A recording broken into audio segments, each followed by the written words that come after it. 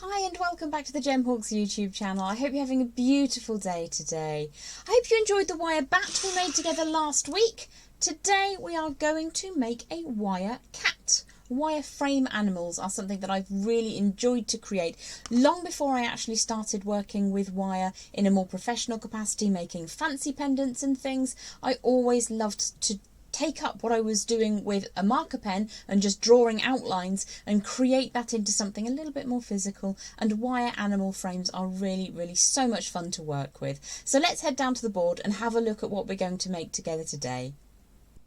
One of the best pieces of advice I can impart to you with regards to creating wire form animals such as the cat or the bat we did last week, or something more complicated like my wire dragons, is to have way more wire than you think you need.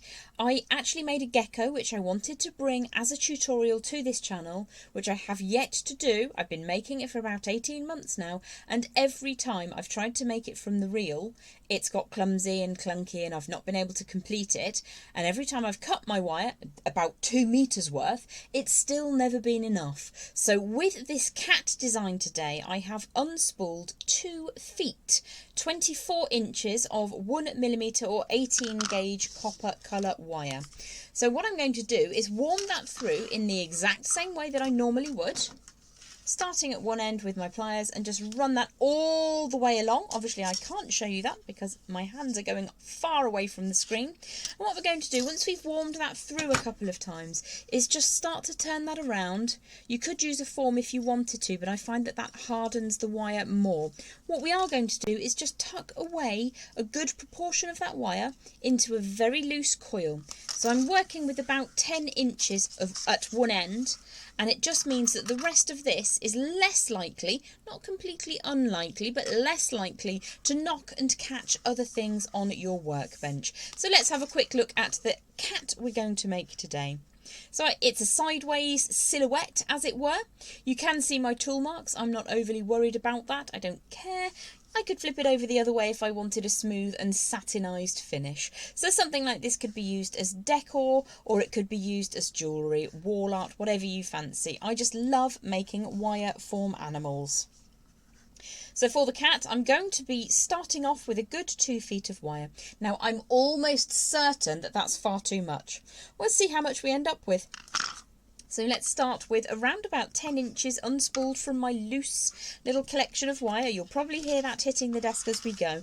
And we're going to start at the tail. So if I grab my round nose pliers to begin with, I'm going to work with the natural coiling of the wire anyway, and just start turning that around in a loose and open coil. Now I don't want this too tight because I'm going to end up in the very same position after we've gone all the way around, and I'm going to tuck the last section of wire just up inside this gap. So I'm not going to close it up. I am, however, going to give it a bit of a squish and a squeeze to make sure that it is flat. I've already started to mark my wire, but I'm not going to let it bother me. So I'm going to use my thumb here to just generate a little bit of a lift up before this comes down and back towards the body, and then it's going to smoothly arc around in a bit of an S-bend shape, coming back up along this position. So I started by moving up the back, around the face, down to the front paws, and then to create this hock section, the back paws, and then back to create the woven section of tail here. So if you wanted to do that in the opposite direction, you know, you can be the master of your own destiny with wire. Absolutely do whatever makes you happy. But I'm going to trace the same direction that I did with my original piece. Almost certainly I'm going to send him flying in a moment. So let's pop those pliers in at the base of that tail and create a sharp angle with the long piece of wire coming up and away. Now it's crossing over at the moment, already hit the cat with the wire. That's the story of my life. Not an actual cat, you understand, my wire cat. So it's quite a strong angle coming back, but it's not sharp. I've left that really soft, and we're going to give the cat a nice fat bottom before drawing the wire back. Now, because I warmed it, it's ready to just be abused a little bit and go where I want it to. So I've got a little bit of a fat-bottomed cat, and then I'm going to give him some little snaking motion on his back so that it's not a straight line. It looks a little bit more natural if we give him a little bit of a shoulder roll just up at the top here. And then I am going to use my pliers to define the tilt of his head, or the back of his head rather, coming up and away. Now already we've still got loads of wire up at the top. It's very likely to hit things, but imagine if that was straight or attached to a reel. It's very, very annoying. So this is my best possible advice. Now, because my coil's moved over to that side, I might pop the cat over to the other side for a moment. Again, I am bound to hit it at some point. So we've got the neck defined just here. We're going to tilt backwards before bringing the wire forwards, and you'll see that some of my angles are a bit sharper than others, some are a little bit softer. So the neck bend is a little bit sharper, whereas the skull or the back of the head is just a little bit softer. I want to make that slightly larger, in fact, so I'm just going to straighten that gently and then draw it around. Now, dependent on whether you're making a Siamese or a Maine Coon, you can play around with how these ears look. Now, I'm very much more a dog person than I am a cat person, but if I was going to have a cat, I would have the choice of 3 breeds. Not that you're interested, but it would be a Maine Coon, a Bengal or a Norwegian forest cat, all big and exciting. So I'm putting really quite a sharp bend in to define that ear, which of course, if you are looking at forest cats and such, or lynxes and things, they do have quite large ears. So I'm just going to make that a really sharp turn, and then I'm just going to soften it slightly by bringing it forwards. And what that does is it gives us almost a straight up line at this stage, but you've got a nice defined change of direction with that wire. So if I pop those pliers underneath, your cat can have large ears, small ears, flat ears. It can be exactly how you want it to be. Again, as ever with my wire animals, I'm just looking to give you a bit of an idea of the technique. So once I've finished detailing his ear, I'm just going to push that forwards to create the section of the skull above the eyes. Just going to keep that in the flat. Sometimes it pays to drop it down to the desk. You can see that the tail section is sticking up quite a lot. I'm not going to worry about it for now, because when I've got more of an idea of shape and form, it will be really easy to just, you know, a couple of movements and that's reasonably flat. So I'm going now to define the section of the skull that sits above the eyes and just push that down. Obviously my finger's in the way when I do that, but you can see what we've done. We've just pulled the wire and created the angle to define where the bone is, the bony section above those eyes. And I'm going to have a very small section of wire at a gentle angle for the actual eyes. And then I'm going to bring that really sharply up. Now this is something that I do with my bunnies. Because they're moon gazing, I tend to give them a very defined snout that goes upwards. Now with the cat, I'm just using this technique to get a defined shape. So I take the wire further up than I need it and then start to draw it back down. Now we're just going to give him a teeny tiny little snout and then bring the wire back down in the opposite direction. Not too strongly, but just enough to give him a little bit of the idea of a nose. Now we are starting to work towards the rest of that wire. It looks like I don't need anywhere near 2 feet. I'm just going to very gently curve that around so that it gives me a bit of space. And because I'm gently moving the wire, I'll still be able to use all of this. If you grab a hold of a great big handful of wire like this and are brutal with it, it won't act quite so nicely later on. So for underneath the cat's nose, I want to have a very, very gentle change of angle. So you can see we've got the bony protrusion for his eyes, coming down the front of where the eyes would sit. We've got a snout coming forwards and then down, and then we're just changing the angle slightly so that his head has a really nice definition. Now, if you get to this stage and you think, well, that doesn't look very cat-like, you can, of course, play around with this design to your heart's content. For me, I think what's bothering me is that ear is a little bit too far back. So I'm just going to change that angle slightly and bring that slightly more forwards. And that is a little bit more elegantly feline in just a couple of manoeuvres. So what we're going to do now is give him a nice little bit of a chin definition. Now with my bunnies, I tend to bring the wire back and around. On this example, I didn't, but I'll show you what I mean. A back and around line will give a much stronger idea of a body part that isn't shown in the outline of your animal line design.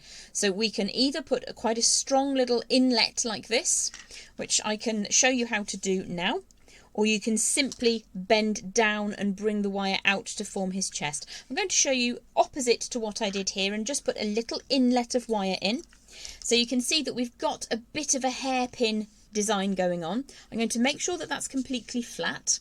Just rotate that around slightly and then squish that hairpin gently and slowly until it sits really neatly side by side. I'm then going to grip hold of that. It will twist in your pliers occasionally, and then just bring the wire down. If you don't feel comfortable gripping the wire and bending it down, you can pop those pliers onto the tail of the wire and start bringing that down in another way. So either way, we've given him a slightly stronger jaw, and you can choose which way you prefer. This is a little bit more defined. That's a little bit more of a shadow outline, a little bit of a hint of a chin. So whichever way you prefer. When it's hammered, it looks quite attractive. It's just a little bit more tricky to get to action. We're then going to give him quite a proud chest. So I'm going to bring the angle slightly forwards and then slightly back in again. We don't want him to be super chonksome, but just a little bit of shaping. So he looks a bit skinny there. So I'm just going to bring that wire out again, put some heat into it and give him slightly more of a chest. Now you can, if you've got reasonably strong nails, get the wire to bend really subtly rather than putting a strong angle in to create the arm or the front leg. I always refer to them as arms with animals. Their front legs are arms. I know that's not technically correct. If that's a little bit too low down for you by eye, you can just gently adjust it until it fits. Of course, you can always use the pliers. Get a nice straight line going on. So what we're going to do now is give him some front paws or arms and just put a little bit of a hint of a slightly larger than the width of his arm. Give him a bit of a paw. If it's annoying you that I'm calling them arms instead of front legs, I'm sorry. So let's give him a bit of a foot or a paw. So I've just defined very, very gently a little extra bit just at the front, and I'm going to smash that flat because I quite like how it looks. And then I'm going to bring the wire back up. Now, there's a two-stage to this bit. If I go straight up like that, it looks like a cartoon foot of a person. But if you gently just adjust the angle slightly when you're coming back up to the arm, it's slightly less cartoony. You can play around with that, obviously, to your heart's content, but just putting the odd little extra angle in is really handy to make it look just a little bit more natural. Again, it is just a representation of a cat. I am not a cat expert. So let's pop those pliers in, and I'm just slightly less than halfway between the heel, or the paw, and his shoulder. The line is just crossing up over the shoulder, and I'm just less than halfway along that distance. And I'm going to bring that back round to give him his belly. Let's pop him back on the other side. Now I'm working over here. Keeps moving around. It's the cat that came back. So I've got to just give him a little bit of a hint of a belly just here. So I'm going to change the angle slightly, bring the wire back out, give him a little bit of a pouch. I know he's not a kangaroo. We can do kangaroos if you fancy them. Let me know in the comments what you'd like to see next. So I'm going to bring the wire back in like we did at the chin end of the cat, and then immediately back out to just give him the idea of hips or haunches. I'm going to curve that gently. Just going to be slightly tricky to then put this double bend on it. So again, we're going for a hairpin effect. Now, it's not going to start as a hairpin. We're going to make it do what we want it to. Now, forcefully, I'm going to hold the wires apart from that very, very tip at the end there. And then I'm just going to gently, one very, very tiny movement at a time, squish that until those two wires run parallel. All the while, I'm trying to keep that little bit of a curvature that hints at a hip. Or a haunch. I don't know if the haunch is the back bit. See, not an expert in animal physiology. So let's give him now his back leg. So we're going to just do a nice, quite a deep arc. And this is ripped straight from my moon gazing hares. A little bit of heat into the wire. A little bit of just bodging it around. And you'll get that really lovely U shape to represent his hip. And then we're going to bring the wire very, very strongly back out to give him a back leg, the lower half of his back leg to sit on. So I'm going to keep that approximately underneath where the hip is represented and just push that wire out again. And you don't have to completely close up this hairpin. Some cats tend to sit just a little bit sprung and ready, not quite as relaxed as my dogs get. And then I'm just going to close that up gently. Not completely, just gently. So you've got the representation now of his back foot to put into position. And you can see that this is coming up just underneath where the tail joins the back just so. So obviously this may not be your idea of what a cat looks like, but I'm trying to give you the tools to create your own. I'm just going to push the tail of wire up and then slope the foot down gently. The back feet tend to sort of sit just a little bit relaxed like so. And then I'm going to bring that wire very strongly back towards the tail area. Now, if you've made a bit of a sausage shape, you can adapt that by just putting a small angle on the end so it looks more like a paw than a sausage. We don't want it to look too sausagey. So I'm going to give him an ankle. I don't know which part of the cat is the ankle. I presume that's the thigh and there's a backwards knee. I don't really know. I know nothing about animal physiology. So I'm going to draw a little bit extra out of my coil that I created. We used quite a lot, but probably nowhere near 2 foot. But still, as I've learnt from my gecko designs, having too much is way better than too little. So I'm going to bring his back leg, the lower half of his back leg, approximately to where the tail comes away from the body. And I'm just going to push that back on itself and then bring it straight back out again. It's got a small amount of back leg just sitting like so. And then I'm going to tuck this around really firmly. Let's just hold that in position for a second and just get that to come down so it sits underneath the tail. And what I want to do is to have this linking up so that it looks a little bit more like a cat. So you can mess around with where that sits until you're happy with what your cat looks like. What I'm going to do now is just tilt it upside down and start trying to get a little bit more of matching for that tail. The only bit where I've doubled up on this design is the tail itself. So let's just pop that down on the board for a second. And that's the cat in one shot. All I'm going to do here is just draw the section of wire that I have remaining around. Make sure that I'm happy with the way that the tail is lining up side by side. Making sure, let's put him the right way up, that the cat sits how you want it to sit. That looks reasonable. And then I'm just going to trim away here. And then we can just measure what's left of the wire. Obviously I've hit the camera. So let's open that up. So that is only 12 inches left. We used approximately 12 to 14 inches.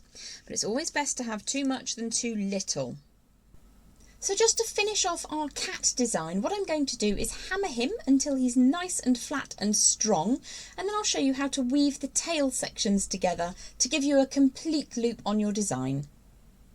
So before you start smashing your cat frame into position, we just need to make sure that things are going to line up. Now what I would say is you don't really even need to hammer the second half, the incomplete section of tail, because it will be held together by the main section of the tail where we started from. So you might like to just open the segment away for a second, start by hammering the tail here first, moving around, holding everything together, and then when you get towards the end of your hammering time, you can just bring the tail back into position, but don't worry about hammering that last bit, because when we weave it together, it will find strength as we go. So let's just get that section hammered to begin with. I'm going to grab my chasing hammer, and what I will do is open out the last section that we worked on and start by hammering the tail. At this point you should be really happy with the frame and how it sits and what the overall aesthetic of your design is like.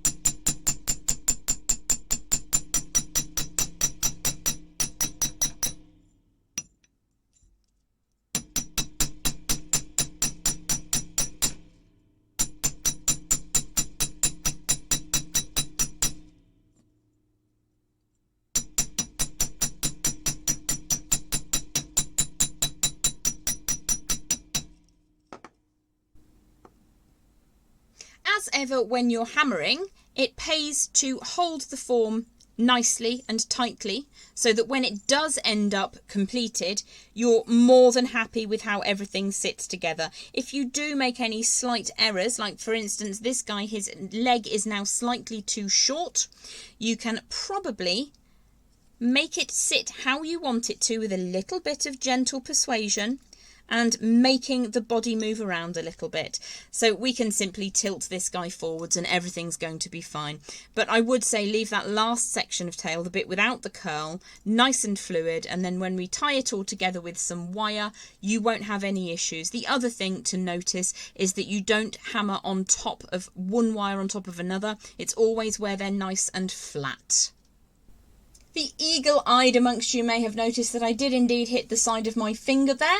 This is why I have white marks in my nails, because my aim is not always superb. So I'm just going to take a second to make sure that the cat is sitting exactly how I want him to sit, and then I'll show you the very last piece of today's tutorial, which is how to weave the two tail wires together. So with a little bit of coercion, I've got my cat looking a little bit more cat-like. Hopefully, I think you'll agree. But, you know, you can make edits to your own designs as you go through. I think they're adorable, but obviously you can make them to your own exacting requirements. What we're going to do now is tie the two tail sections together. Now, what I've done with the segment that is without the coil is I've just lifted that up slightly, so it curls upwards away from the board. Now what we need to do is tie these two pieces together. I've just noticed that that's quite a sharp cut I've made there. So I'm just going to trim a very tiny amount off and ensure that that is a nice flush end. And I'm going to start by rotating my wire 5 times around. Doesn't really matter which one, but it's going to be slightly easier for me to attach to this one. So what I will do is just take a small tail of wire and rotate maybe 3 times around it. And then I'm going to close up those last couple of rotations using my pliers. And in this way you can be a little bit more thrifty. So if we turn that tail of wire around using those chain nose pliers, these are my bent chain nose pliers that I use for everything, we should get the appearance of 5 turns. And if it's slightly short, you can rotate the entire coil around until the cut end sits neatly hidden away. So the cat is slightly under pressure at the moment because it doesn't fit, but it will when we start weaving everything together. What I'm going to do is scooch that coil of 5 wires all the way to the base of the tail and sit the open end against the coiled end. Just pop those side by side. Obviously, because it's on a tutorial, the wire's going where I don't want it to. Once those are sat side by side, I'm going to capture the other section of tail with my finer gauge wire, and I'm using around about, let's say, a foot of 0.4 or 26 gauge wire. The next thing I'm going to do is capture the other half of the tail with 1 rotation of wire all the way around both tail sections, and then I'm going to bring the wire up between the 2 tail sections. And we're starting to tie everything off together. I am going to go now 5 times around the coil-less tail section. That's 2, that's 3, that's 4, that's 5. You might notice I use my nails to just push those coils nice and tight. I'm starting to get the cat to sit cohesively now. It's tricky to begin with, just fiddly, not difficult. So I'm going to now take the finer gauge wire all the way around both of those tail segments again, before returning to bringing the wire up between the 2 of them and going for 1, 2, 3, 4 and 5 rotations. Scooch those coils up neatly, and you can start to bring those 2 tails side by side, once around both of them, and then continue by drawing the wire, whatever access point you find works best for you, once, and so on and so forth until you fill the entirety of the tail section just before it gets to that looped section on the end. So I've lost count now, but let's just assume that's 4 and I need 1 more. 5. And then once more around both of them. So if I bring my cat that I prepared earlier into shot now, He's sitting the same direction. He's facing to the right. You can make your cat do whatever you fancy. And even at this point, you still have just a tiny bit of flexibility. If you want to bring his tail forwards, you can do that. You can even bring it over the body. I quite like the idea of an outline like so, but the whole thing gains a little bit more strength. Now, in terms of wire, I've used 1mm or 18 gauge and then woven the tail sections together with 0.4 or 26 gauge. This one in an antique bronze, this one in a copper colour, copper core wire. I think they're quite cute, but you can obviously play around with the designs. You don't have to give them this little fluffy belly. You don't have to give them such a strong jawline. You can be quite subtle about it. So I've really enjoyed making these with you. I hope to be back with you again very, very soon here on the Jem Hawkes YouTube channel. Thanks for watching and bye for now.